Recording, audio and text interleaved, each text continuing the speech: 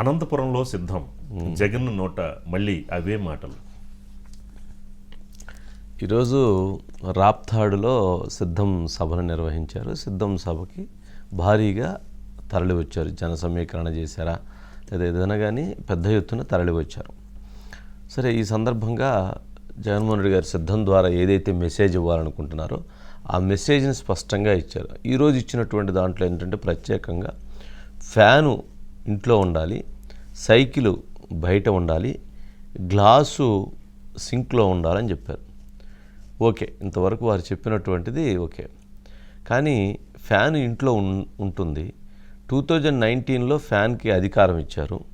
ఆ ఫ్యాను మెడలు ఇరగ్గొట్టిందా, చేతులు ఇరగ్గొట్టిందా, కాళ్ళు ఇరగ్గొట్టిందా, లేక అది ఏ రకంగా పనిచేస్తుంది, అది మనకి ఉపయోగకరంగా ఉందా అనేటువంటి దాన్ని ప్రజలు నిర్ణయించుకుంటారు. ఫ్యాన్ వలన ఉపయోగము, జరిగినటువంటి నష్టము అంటే వైఎస్ఆర్సీపీ పార్టీ వలన 2019 నుంచి 2024 వరకు ప్రజలకు ఉపయోగం జరిగిందా, నష్టం జరిగిందా, గాలి వీస్తుందా, గాలి వీయటం లేదా, అవసరమైనప్పుడు గాలి వీయకుండా అవసరమైనప్పుడు గాలి వీస్తూ ఆ రకంగా ఉందా, ఉన్న ఫ్యాను మనకు మామూలుగా 100 రూపాయలు రావాల్సినటువంటి కరెంటు బిల్లు 1000 రూపాయలు తీసుకొస్తుందా, లేక మోటార్లు పాడైపోయినాయా అనే అసలు ప్రజలు అన్ని రకాలుగా దాన్ని అనాలిసిస్ చేసుకుంటారు. ఓకే, సైకిల్ వలన ఉపయోగం ఏంటి, సైకిల్ని ఏ రకంగా ఉపయోగించుకుంటారు, అది ఒక ప్రయాణానికో లేకపోతే ఇంకొక దగ్గరకో, పిల్లలైతే ఇంట్లోనే వేసుకొని పిల్లలు చక్కగా తిప్పుకుంటూ ఉంటారు, ఇట్లా ఉంటుంది. టీ గ్లాస్ అంటున్నాం. ఉదయాన్నే లెగవటంతో ఇంట్లో ఉన్నటువంటి కుటుంబ సభ్యులు, భార్య అయితే భార్య, పిల్లలైతే పిల్లలు టీ తీసుకొచ్చేస్తారు.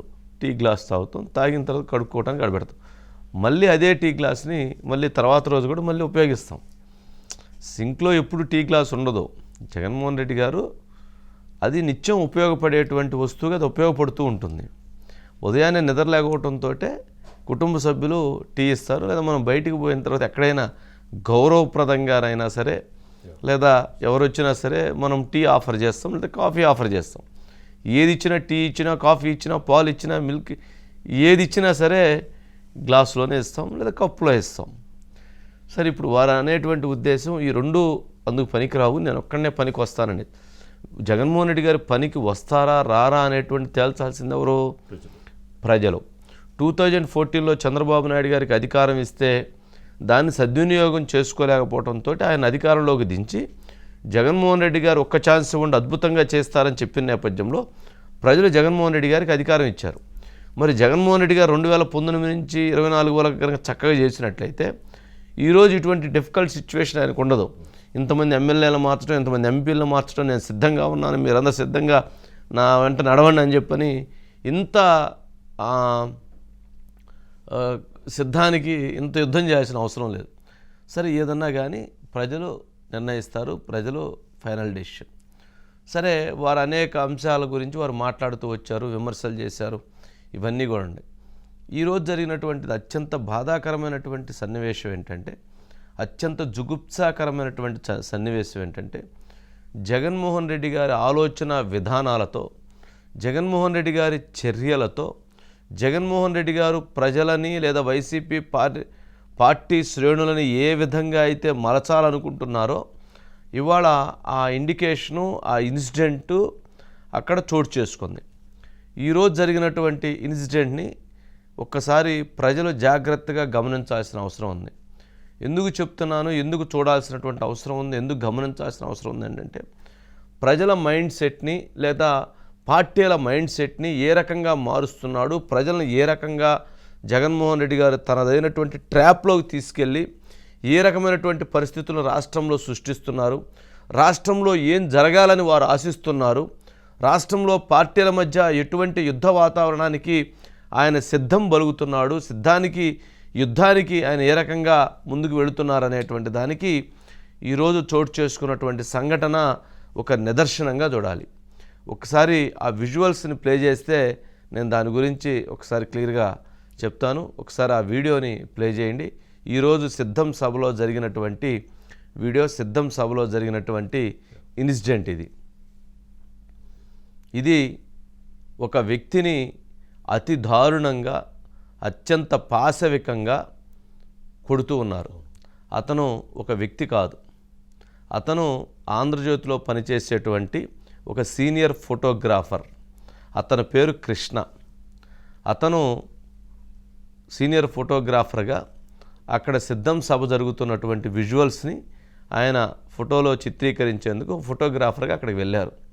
ఫోటోగ్రాఫర్గా అక్కడికి వెళితే అతన్ని పట్టుకొని ఆ రకంగా అత్యంత దారుణంగా పాశవికంగా విచక్షణారహితంగా దాడి చేశారు. అతను చావుబతుకుల మధ్య ఆసుపత్రిలో జాయిన్ అయ్యాడు.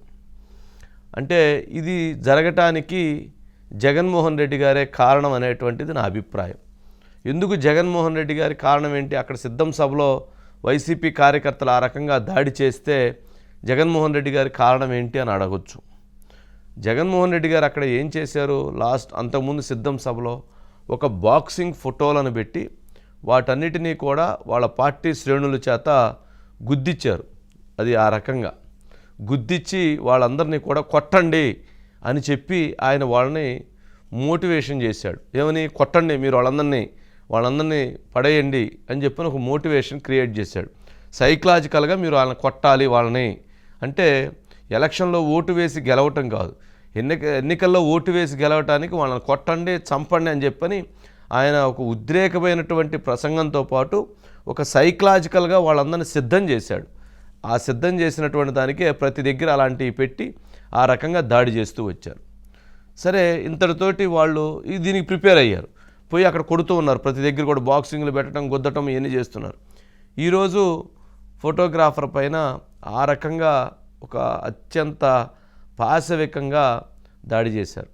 అంటే వాళ్ళందరూ మనుషుల రూపంలో ఉన్నటువంటి మృగాల అని చెప్పని నాకు అనుమానం కలుగుతూ ఉంది.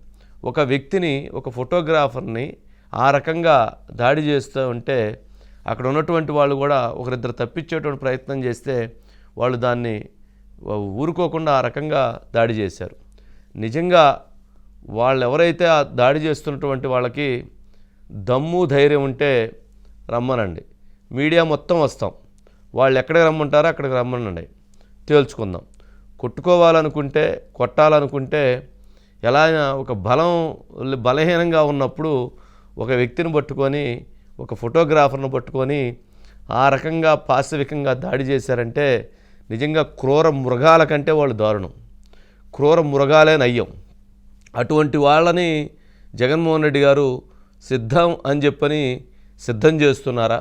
ఆ రకంగా ఫోటోలను పెట్టి ఆ రకంగా వాళ్ళని చంద్రబాబు నాయుడు గారు కావచ్చు, పవన్ కళ్యాణ్ గారు కావచ్చు, కాంగ్రెస్ కావచ్చు, బీజేపీ కావచ్చు, ఆ రకంగా గుద్దిచ్చి వాళ్ళందరినీ ఆ రకమైనటువంటి విధానికి సిద్ధం చేస్తున్నారా?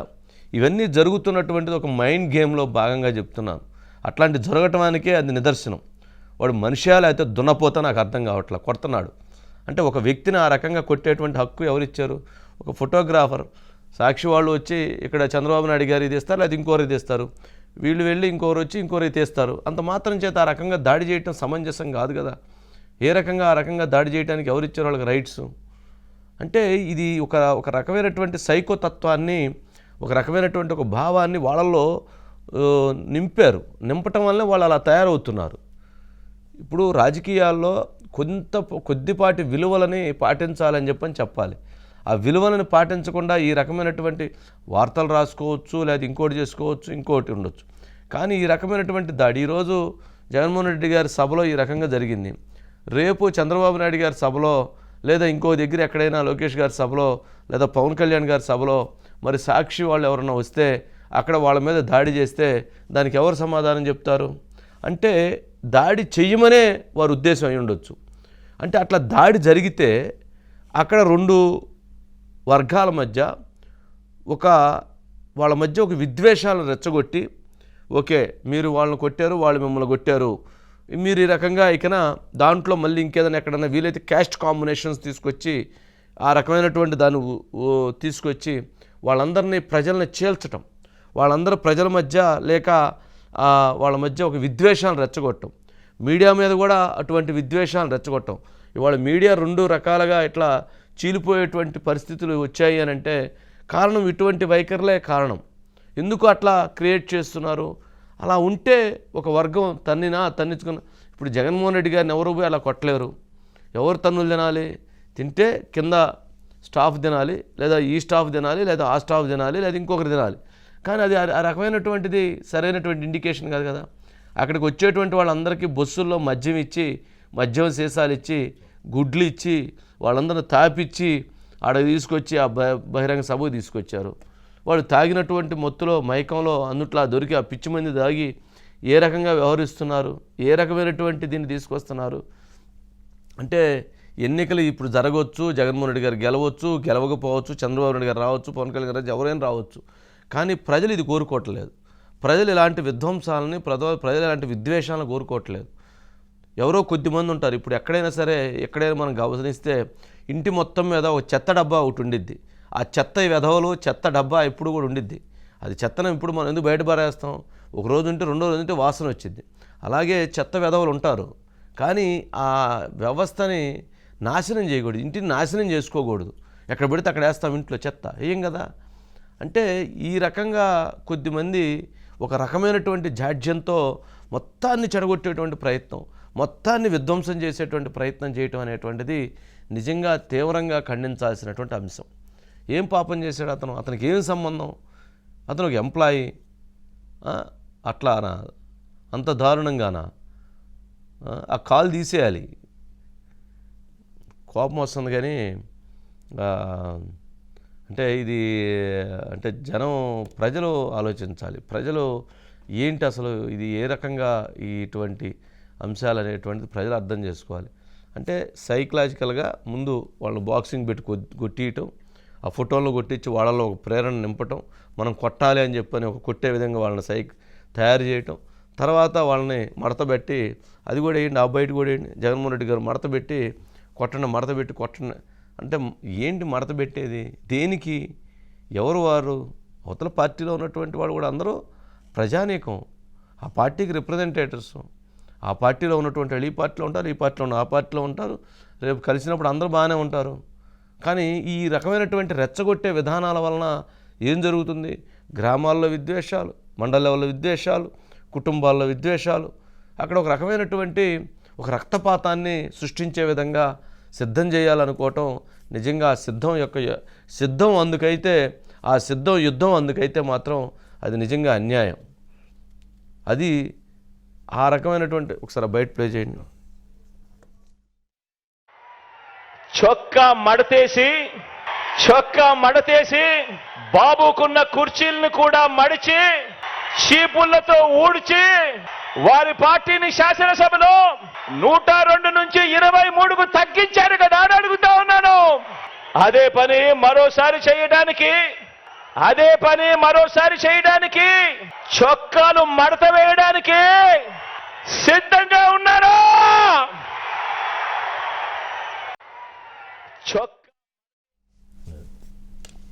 అది చక్కాలు మడతబెట్టి కొట్టండి అని చెప్పని సిద్ధానికి యుద్ధం కాండి అని చెప్పి బాక్సింగ్లు పెట్టి అలవాటు చేస్తే అలాగే తయారవుతారు. ఏమి ఇచ్చినట్లు మెసేజ్? అతనికి కుటుంబం ఉంటుంది, అతనికి ఇది ఉంటుంది. ఆ రకంగా దాడి చేస్తే అలా సరే. ఈయన ఏం చెప్పినా ఇదొక సైకో తత్వాన్ని అలవాటు చేసినప్పుడు ఇలాంటి పరిస్థితులు ఉంటాయి. ఇది మంచి వాతావరణం కాదు.